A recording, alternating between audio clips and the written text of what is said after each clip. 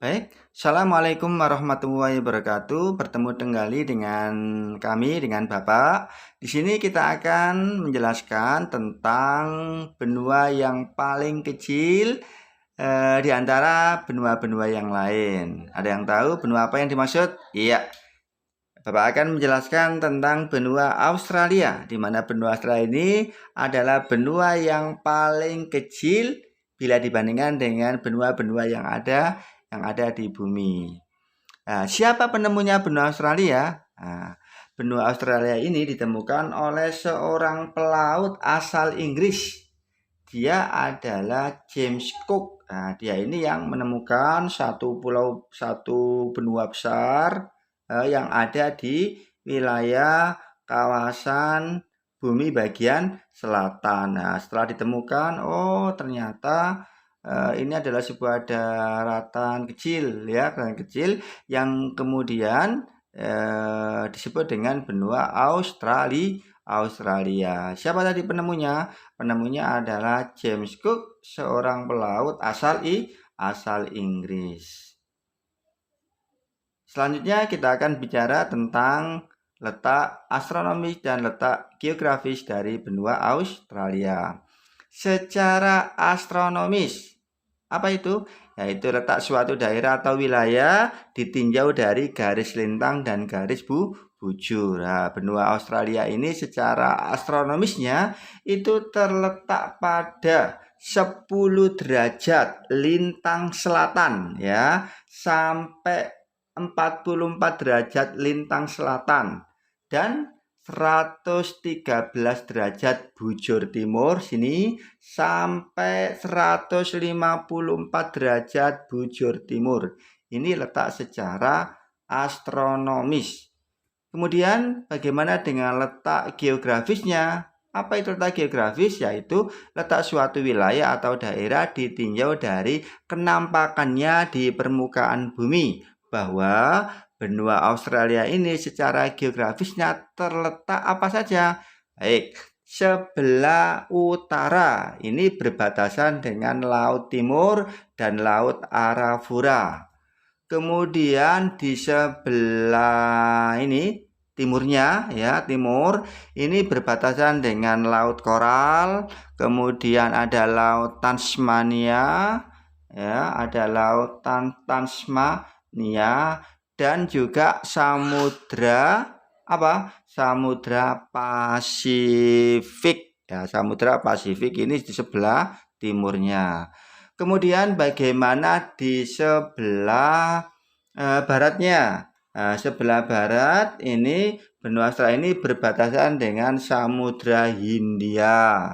Kemudian di sebelah selatannya berbatasan dengan apa? Berbatasan dengan benua Antartika. Ini letak benua Australia secara geografis, yaitu penampakan letak suatu daerah atau wilayah dilihat dari kenampakannya di permukaan bumi. Nah, Australia sendiri ini dibagi menjadi 6, ya, menjadi 6 negara bagian dan 2 daerah teritorial. Apa saja? Nah, yang pertama ada negara bagian Australia Selatan. Nah, ada Australia Selatan wilayahnya. Kemudian ada wilayah Australia Barat. Ini Australia Barat, ya, Barat. Ini kemudian ada bagian New South Wales, ya, New South Wales. Kemudian ada wilayah Tasmania, kemudian Queensland dan Victoria. Kemudian untuk 2 daerah teritorialnya adalah wilayah Australia bagian utara dan ditambah dengan ibu kota daerah teritorial Australia, yaitu ibu kota Canberra. Canberra ini adalah ibu kota dari negara Australia. Kemudian bagaimana dengan bentang alamnya?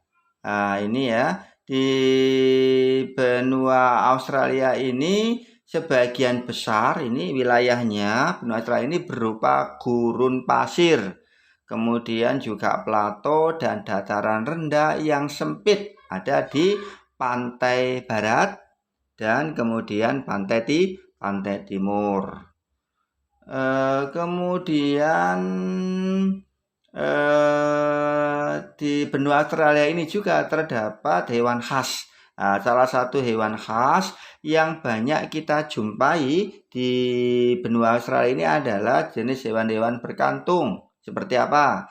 Ada namanya kanguru, kemudian ada wallaby, kemudian ada koala. Ini beberapa hewan-hewan berkantung yang banyak kita temukan di benua Australia. Selain itu ada beberapa jenis burung ya, seperti ada burung cendrawasih, seperti di Indonesia bagian timur itu ya, di Papua.